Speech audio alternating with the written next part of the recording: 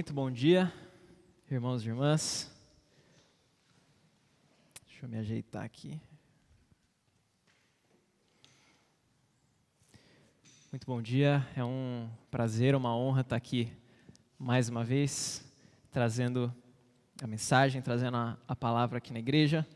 É minha segunda vez pregando, então ainda estou um pouquinho nervoso. Não é o nervosismo da primeira vez ainda, mas é considerável também a segunda. Mas é muito bom, como o pastor Laci sempre me fala, e ao longo das semanas, aí, apesar dele estar de férias, eu obviamente perturbei as férias dele, mandando mensagem, pegando umas dicas aí para pregação, vendo se estava legal, a ideia que eu tive e tal.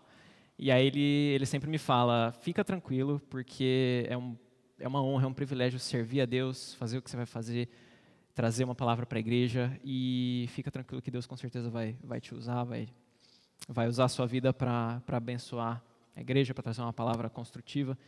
E assim seja, amém, irmãos. Eu espero que seja mais um tempo bom de ser usado por Deus, de estar aqui sendo ferramenta de Deus para abençoar o coração de cada um aqui hoje.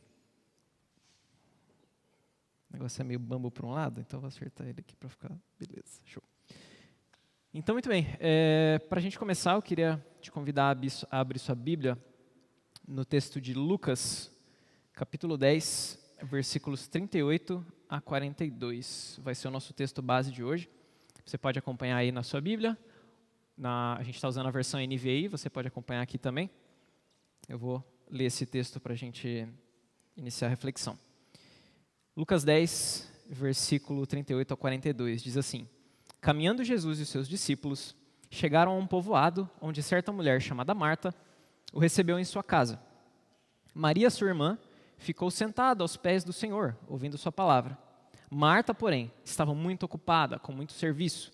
E aproximando-se dele, perguntou: Senhor, não te importas que minha irmã tenha me deixado sozinha com o serviço? Dize-lhe que me ajude. Respondeu o Senhor: Marta, Marta, você está preocupada e inquieta com muitas coisas. Todavia, apenas uma necessária. Maria escolheu a boa parte, e esta não lhe será tirada. Vamos orar, irmãos. Senhor nosso Deus, eu te agradeço por esse tempo que a gente pode estar aqui hoje, reunidos em Teu nome, conhecendo mais do Senhor, Pai, nos aproximando mais do Senhor a cada dia.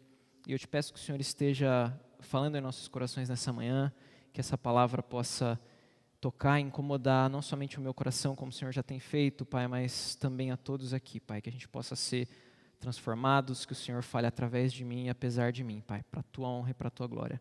Em nome de Jesus. Amém. Amém. Irmãos, esse texto é muito legal, é um texto simples, um texto de poucos versículos, em que o autor, Lucas, ele resume talvez muita coisa em palavras simples, em frases simples, em frases pequenas. A gente não tem uma grande história, como muitas vezes a gente vê, uma história narrada com tantos detalhes e tal. Essa passagem aqui é muito curtinha, mas traz muitas reflexões interessantes. E só para trazer uma ilustração, para a gente mergulhar um pouco mais depois no texto, como muitos sabem, eu estou noivo daquela maravilhosa senhorita ali atrás, de cabelos cacheados, lindos, Letícia. E nós estamos correndo atrás, naturalmente, dos preparativos do casamento. E esses preparativos são muito bons, assim, é muito gostoso fazer isso juntos e correr atrás dessas coisas e imaginar como será o grande dia do nosso casamento, que a gente sonhou por tanto tempo, mas também traz muitas preocupações e muitas coisas para fazer. Dá bastante trabalho planejar um casamento. E a gente muitas vezes se pega atribulado com isso. Para começar, por exemplo, a gente logo, uma das primeiras coisas que a gente foi atrás foi uma cerimonialista para ajudar a gente em todo o processo. E a gente contratou uma moça super profissional, assim, atenciosa, uma moça cristã também, que entende o nosso propósito de casamento, a nossa visão. E ela tem acompanhado a gente e desde o começo, assim, ela passou para a gente um checklist, né, uma lista de coisas que a gente tinha que fazer, bem organizadinha, assim, por mês. Então, 12 meses antes do casamento, vocês vão fazer isso, isso, isso, isso. 11 meses antes, isso, isso, isso. 10 meses, tal. E assim, todo mês até a semana antes do casamento tem coisa no checklist, no dia do casamento tem coisa no checklist. Então é engraçado, assim, quando a gente foi começar, a gente noivou, foi começar a correr atrás dessas coisas, a gente viu aquela lista gigantesca que tinha, tipo, 10, 15 coisas por mês para fazer. Eu falei, meu Deus, é muita coisa. Eu fiquei impressionado. Tinha coisa ali que a gente não fazia nem ideia, que a gente tinha que ver. Iluminação. A gente, mas tem que contratar iluminação? Não faz parte da decoração já isso? Por que eu tenho que ver a iluminação separada? A gente foi ver, sei lá, eu fiquei impressionado. A quantidade de vezes que está na lista que ela tem que provar o vestido de noiva. Tá lá, 10 meses antes do casamento, escolher o vestido de noiva. 9 meses antes, provar o vestido de noiva. 8 meses antes, provar o vestido de noiva. De novo, provar o vestido de noiva. Tem umas 10 vezes assim, provar, testar, mandar ajustar, não sei o quê. Tem que provar 10 vezes a mesma roupa para saber que tá boa a roupa. Eu não me conformo com isso, mas tudo bem. E muitas coisas assim, a gente tem que marcar médico, tem que contratar 1 milhão de fornecedor diferente, tem que fazer caixinha de convite dos padrinhos, tem que preparar um monte de coisa. É uma loucura, assim, a gente fica meio, meu Deus, janeiro deu um desespero, assim, quando a gente virou o ano, a gente foi olhar o checklist de janeiro, teve metade do checklist a gente jogou para os outros meses, assim, porque a gente não ia dar conta. A gente falou, não, vamos se comprometer a ver isso em janeiro, o resto pode ser em fevereiro, em março, a gente distribui parcelado aí. E falando em parcelado, a segunda coisa que preocupa a gente são as finanças.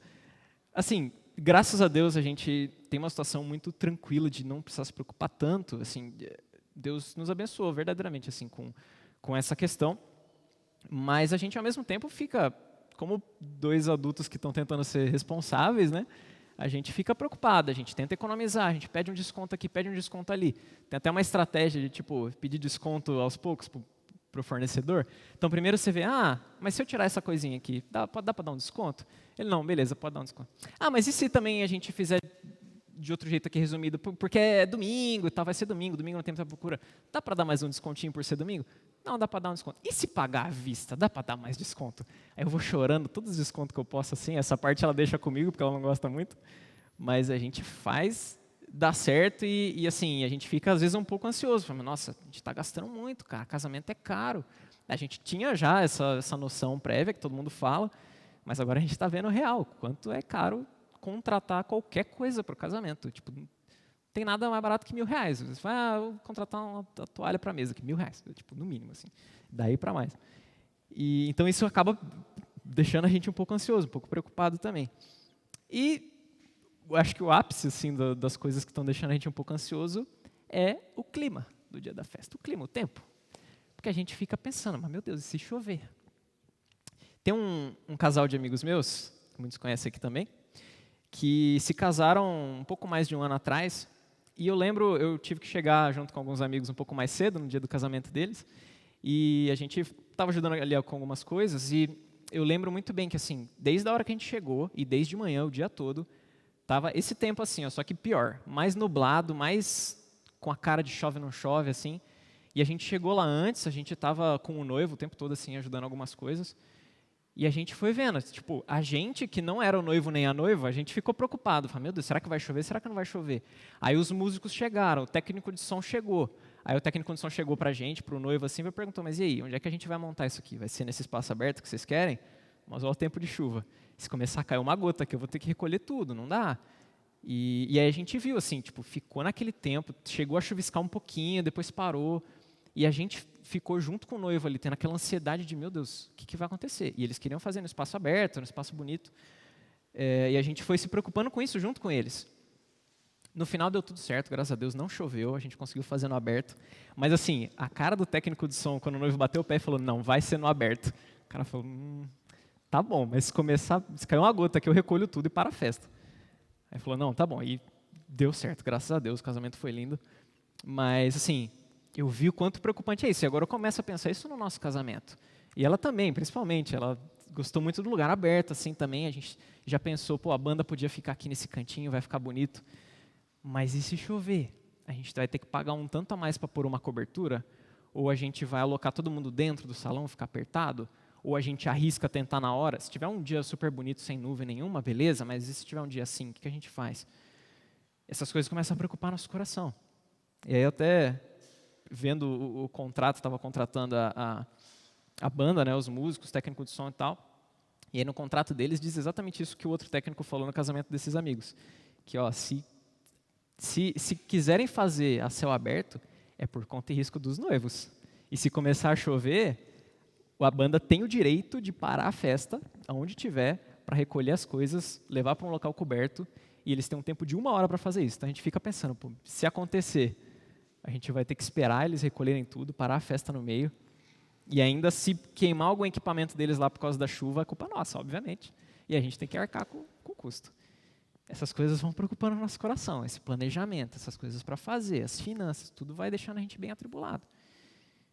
Isso acontece muito no dia a dia, com tantas coisas que a gente faz. Mas voltando aqui então um pouquinho para o texto, antes da gente seguir com essa linha de raciocínio, só para dar um pouquinho de contexto para essa história. No versículo anterior, no capítulo anterior, desculpa, em Lucas capítulo 9, versículo 51, diz o seguinte: aproximando-se o tempo em que seria levado ao céu, Jesus partiu resolutamente em direção a Jerusalém. Então, Jesus já estava ali iniciando essa trajetória para Jerusalém. Ele já tinha falado com seus discípulos nas passagens anteriores que ele seria rejeitado pelos líderes religiosos, que ele seria traído, que ele seria entregue nas mãos dos homens, morto, e que ressuscitaria no 3º dia. Os discípulos ainda não estavam entendendo muito bem isso, mas ele já estava partindo nessa missão, nessa parte específica da missão dele, o final da missão dele. Então, ali, nesse momento da viagem, que ele passa pela casa de Marta e Maria, ele provavelmente estava ali na sua última semana de vida na Terra. Os discípulos estavam com dificuldade de entender, mas Jesus já sabia para onde ele estava indo, ele já sabia que ele tinha pouco tempo ali. E aí, então, a gente chega nesse texto, Jesus chega nesse contexto aí na casa de Marta e Maria, e Marta, obviamente, sabia quem era Jesus. Uma visita ilustre, um grande mestre, um pregador que fazia milagres e ensinava para multidões. Multidões seguiam ele para onde ele fosse, ele não conseguia nem parar para descansar. Em paz, ele tentava se retirar para algum lugar para orar, a multidão ia atrás dele, não deixava ele em paz. Então era assim, ele tinha um reconhecimento, já uma fama, todo mundo sabia quem era Jesus. E Marta, obviamente, que ia servir bem. Ela tinha boas intenções, ela estava preocupada ali com servir o mestre, com agradar aquela visita, em ser uma boa anfitriã. E aí ela foi correndo ali da melhor forma que ela podia para fazer os serviços, afazeres domésticos. Mas logo ela se vê sobrecarregada, era muito serviço. Ela fica angustiada, com medo de não conseguir dar conta de tanta coisa. Com raiva da sua irmã, porque não estava ajudando. E ela pede para Jesus, fala: Jesus, você não está vendo? Ela pede para Jesus intervir e mandar a irmã dela ajudar. Ela estava achando que a irmã dela estava sendo preguiçosa. E ela achava que a resposta de Jesus seria a favor dela. Porque, obviamente, eu estou fazendo o serviço, minha irmã está parada ali, eu que estou certo, ela que está errada. E aí eu fico imaginando a cena, Marta fazendo um monte de coisa, pondo a carne no forno, meu Deus, tem que assar o arroz e preparar o suco, mas não tem nem toalha na mesa, tem que fazer isso, tem que fazer aquilo, tem louça suja na pia, não sei o que, correndo para lá, correndo para cá. Maria está sentada ali: Maria, vem me ajudar, pelo amor de Deus. Jesus, você não está vendo isso não? Maria, eu fazendo todo o serviço aqui, não te incomoda que ela está parada aí e não está fazendo nada? Manda ela me ajudar, cara. Nossa, desesperada. Você imagina a pessoa correndo para lá e para cá, assim, já sem foco, aquela visão sem foco. Ela não, tanta coisa para fazer, ela não sabia mais para onde ela olhava. Dá para imaginar a cena. E assim como Marta, a gente consegue ver nós mesmos hoje em dia fazendo isso. A gente consegue perceber, não consegue? E mais ainda, perceber outras pessoas. Quando a pessoa está assim, desesperada, você vê que ela não sabe nem mais o que ela está fazendo, ela está no automático, tanta coisa para fazer. Quantas vezes a gente não está assim? Quantas vezes nós hoje em dia não preocupamos também demais com coisas que a gente acha que são importantes? Mas muitas vezes também com boas intenções, querendo fazer o certo. Mas a gente não percebe que a gente está deixando de lado o principal. A gente quer planejar um bom casamento, uma boa festa, para ser o melhor dia das nossas vidas, para agradar os convidados, para que seja um dia bonito. A gente quer estudar e nos preparar profissionalmente para ter um bom currículo, para conseguir um bom emprego. A gente quer fazer um grande projeto para também crescer na empresa, para que o chefe reconheça o nosso trabalho. A gente quer cuidar bem das pessoas que a gente ama, fazer boas ações para agradarmos as pessoas, para sermos amados, para sermos reconhecidos. Mas a gente perde de vista o propósito maior por trás de todas essas coisas. E, obviamente, a gente, assim como Marta, a gente se vê sobrecarregado da mesma forma. A gente começa a planejar uma bela festa de casamento, mas a gente não sabe se vai chover no dia. A gente fica angustiado com uma coisa que está fora do nosso controle. A gente demora para ver o fruto do nosso esforço no trabalho, o fruto dos nossos estudos. Vai tentar aprender um idioma, demora 5 anos para você conseguir começar a ter uma mínima fluência na língua. Você demora para ver o fruto daquilo. Às vezes a gente não encontra alguém que nos apoie no que a gente está querendo fazer, no que a gente está determinado a fazer. E a gente tem que fazer aquilo sozinho, às vezes contra a indicação das outras pessoas. A gente nos frustra, a gente fica frustrado de não ser reconhecidos. A gente tenta fazer algo bom, tenta agradar, e muitas vezes a gente não é reconhecido, a gente não é valorizado. E a gente fica frustrado com isso. Como que ninguém está vendo o meu mérito, o meu esforço, o meu trabalho? Mas e Maria? Enquanto Marta estava assim, que nem a gente, preocupada, angustiada, sem ver resultado nas coisas, sobrecarregada, o que Maria estava fazendo? Maria certamente também tinha suas preocupações. Maria certamente não era negligente. Ela também queria agradar o mestre, ela também queria fazer o melhor para aquele grande mestre que estava chegando, para o mestre Jesus. Mas ela percebe que o que ela tem de mais valioso para oferecer para Jesus não é o serviço, é o tempo e a atenção dela.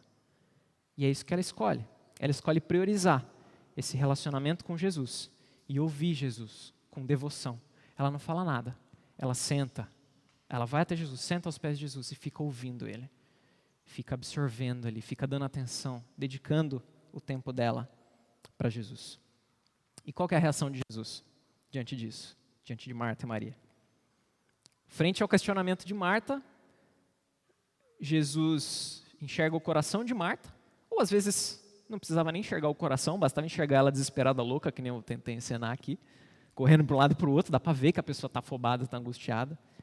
Jesus vê isso e ao invés de concordar com Marta, como ela estava esperando, ao invés de também repreender ela rispidamente, como a gente vê em filmes, alguém muito desesperado, o outro pega, chacoalha pelo ombro, dá um tapa na cara, assim, acorda mulher, oxe, para com isso, relaxa, calma. Jesus não faz isso. Seria desesperado talvez, que ele concordasse com Marta ou que ele fizesse isso com alguém muito desesperado. Mas não. Jesus responde com ternura, com carinho. Essa repetição que a gente vê no texto, Marta, Marta, é uma expressão de emoção, de carinho. Jesus fala, Marta, Marta, calma, não se preocupa. Jesus acalma Marta e mostra para ela que ela está se preocupando demais, que ela não precisa se preocupar demais. E que a boa parte que Maria escolheu, ela não está percebendo o relacionamento com Jesus. E a intenção de Jesus, obviamente, não é ensinar que a gente não deve trabalhar, que a gente não deve se preocupar com as coisas, que a gente não deve planejar nosso futuro, que a gente não deve servir, que a gente não deve organizar nossa vida e sermos responsáveis. Não é isso. O próprio Jesus, antes de iniciar seu ministério pregando o reino de Deus, ele trabalhava com seu pai como carpinteiro. Ele tinha um trabalho, ele se dedicava a uma função. E depois disso, iniciando seu ministério, ele passou a servir também, trazendo cura aos enfermos, alimentando os famintos e libertando os endemoniados. Jesus trabalhava muito. E muitas vezes não era reconhecido também. Muitas vezes era criticado por isso. Mas o maior ato de serviço de Jesus não foi a carpintaria, não foram as curas, não foi expulsar demônio, não foi multiplicar pão e peixe. O maior ato de serviço de Jesus foi entregar sua própria vida na cruz, morrendo em favor de toda a humanidade. Todos nós pecamos contra Deus, rejeitamos o amor de Deus e o nosso relacionamento com Deus. A gente nasceu já nessa situação de rejeição e a cada dia a gente toma de novo e de novo essa decisão de rejeitar o amor de Deus. Mas Jesus, em seu ato de serviço maior, ele morreu a pior morte, que era para ser nossa, a morte espiritual, para que a gente não precisasse morrer essa morte.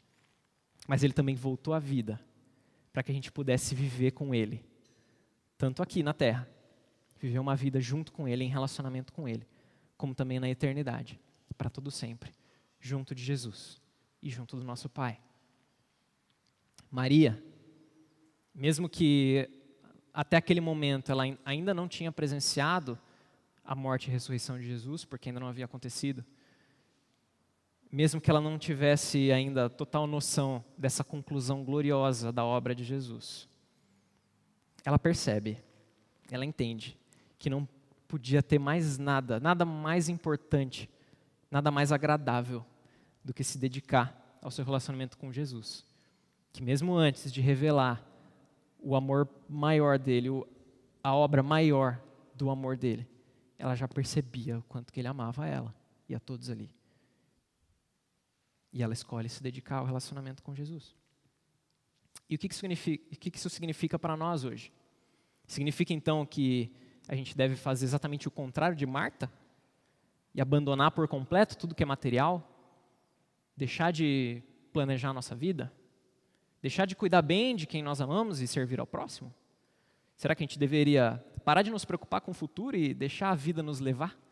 Como diria o poeta contemporâneo Zeca Pagodinho? Certamente que não. Será então que isso significa que a gente devia fazer exatamente como Maria e dedicar o nosso tempo a Jesus integralmente? Ler a Bíblia em constância e orar o tempo todo? Ir na igreja semanalmente para sermos alimentados de uma palavra e viver em comunhão, criar relacionamentos com os nossos irmãos na fé? Certamente que sim, mas não só isso. Significa que a gente deve sim buscar trabalhar e servir como Marta, sermos responsáveis, planejarmos a nossa vida, buscar fazer tudo com excelência. Mas significa também que a gente tem que ser mais como Maria, enxergando e entendendo o que realmente importa por trás disso tudo. O amor de Jesus Cristo por nós e o nosso amor recíproco por Ele como consequência desse amor.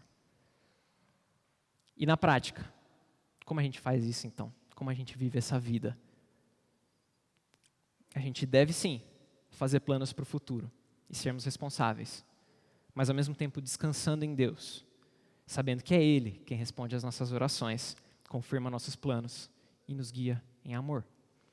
Provérbios 16, versículo 1, o rei Salomão diz o seguinte: ao homem pertencem os planos do coração, mas do Senhor vem a resposta da língua. O que mais? Em segundo lugar, segundo ponto, a gente deve sim nos dedicarmos ao estudo, à carreira profissional, a crescermos no nosso trabalho e a trabalharmos cada vez com mais empenho, com mais dedicação. Mas lembrando que a gente não faz isso para ficar rico ou ser reconhecido ou ter um grande status, mas sim para honrar a Deus com o nosso trabalho digno e com o sustento da nossa casa. Efésios capítulo 6, verso 7, o apóstolo Paulo diz: sirvam aos seus senhores de boa vontade, como servindo ao Senhor e não aos homens. Terceiro ponto, a gente deve sim fazer isso nos dedicando a cuidar bem dos nossos relacionamentos, das pessoas de quem a gente ama. Mas lembrando, primeiramente, que a gente faz isso para mostrar o amor de Deus, que enche o nosso coração, tanto que transborda para além de nós e alcança as outras pessoas. Primeira carta de João, capítulo 4, verso 19. Nós amamos porque Ele nos amou primeiro. E o quarto e último ponto. Nós devemos sim nos dedicar a servir o próximo e, a propósito, quem que é o próximo? A passagem imediatamente anterior dessa que a gente leu em Lucas 10, fala da parábola do bom samaritano. Se você não sabe quem é o próximo, leia esse trecho, Lucas 10, 25 a 37. Se eu fosse falar dele aqui, eu até pensei, ia ficar muito extenso, porque essa parte dá para dar três sermões só em cima do bom samaritano. Mas então a gente deve sim se dedicar a servir ao próximo, como o bom samaritano, e ajudar os necessitados, mas fazendo isso com amor sincero pelos que sofrem, assim como Jesus nos amou. Nós que rejeitamos Ele, Ele ainda assim nos amou com compaixão, a ponto de entregar a sua vida por nós. Para finalizar, Colossenses, capítulo 3, versos 23 e 24, o apóstolo Paulo mais uma vez diz: tudo que fizerem, façam de todo o coração, como para o Senhor e não para os homens, sabendo que receberão do Senhor a recompensa da herança. É a Cristo, o Senhor, que vocês estão servindo. Amém? Com isso eu concluo o que eu queria trazer para vocês. Eu espero que tenha feito sentido. Eu espero que faça sentido nas nossas vidas, não somente aqui, mas a cada dia. que a gente se lembre de fazer tudo que a gente faz como para Cristo, em contrapartida do amor dele por nós. Feche os olhos, vamos fazer uma oração.